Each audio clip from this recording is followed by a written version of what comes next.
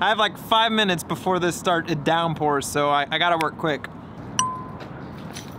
That was terrifying. I gotta put this guy back in the case. Now here's the real intro to today's vlog.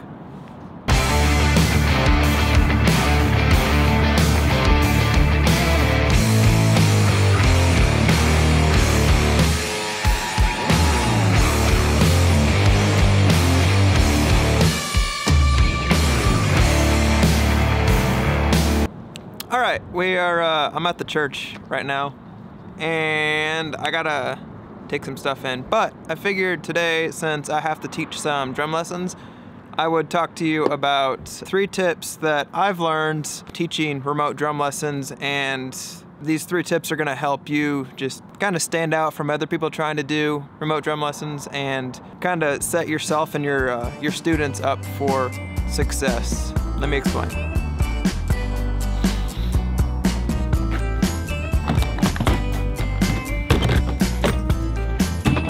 I had a gig a couple days ago, and this is my first time being at the church to unload my stuff, so that's why it's there.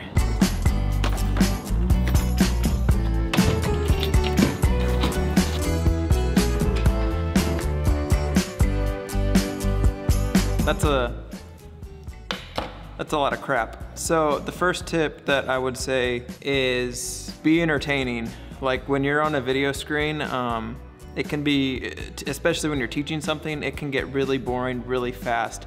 And if you're able to keep people's attention and almost kind of entertain them while you're teaching them something, they're just gonna have a better experience. And with them having a better experience, they're gonna want to come back to you for drum lessons and stuff because they're learning something and they're also having fun doing it. So be entertaining, don't be boring.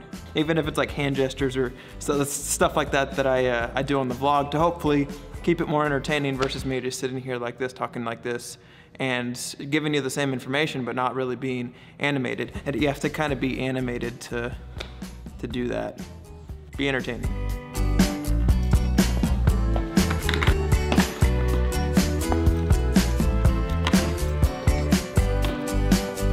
I ended up ditching the drum throne just because I got tired of walking back and forth. I'm gonna make a second trip, but this trip, drum throne.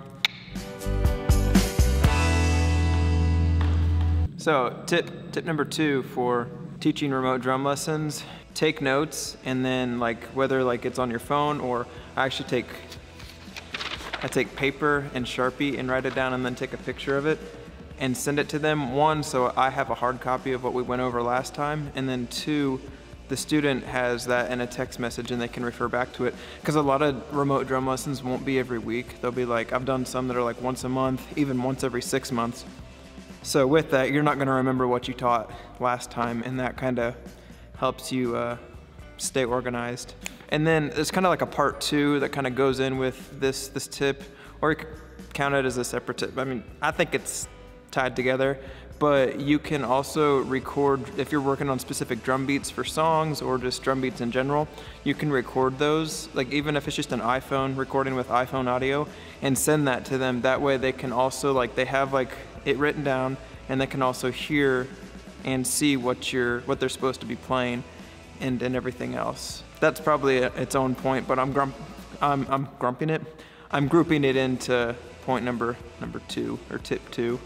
I forgot what I think it's tip 2. I forgot forgot these guys.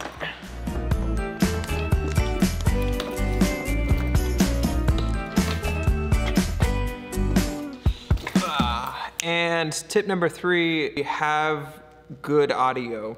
Having okay video is passable. I mean, obviously if you can invest in that, do it. But if you have to choose between video and audio is always gonna be better because 1, you're teaching music lessons, so they need to be able to hear everything in context. And if you can hear it a little bit better coming from microphones that are placed and EQ'd and compressed properly versus just an iPhone or a MacBook microphone, it's gonna be a lot easier to pick up what you're doing and to understand the material faster. And there's a million ways that you can do it. So my main setup is going through Pro Tools and my interfaces and processing the audio, not heavily processing, just lightly processing the audio.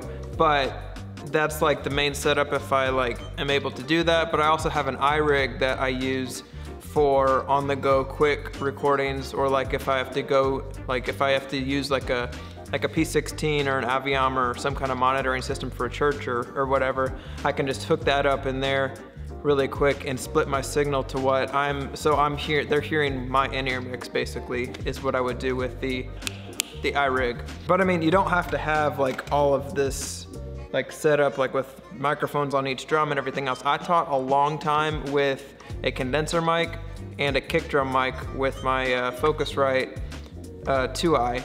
And basically what I would do is the kick drum mic would obviously go on the kick drum, and then the condenser mic would go just, let me show you. It would go just above the kick drum facing the snare drum.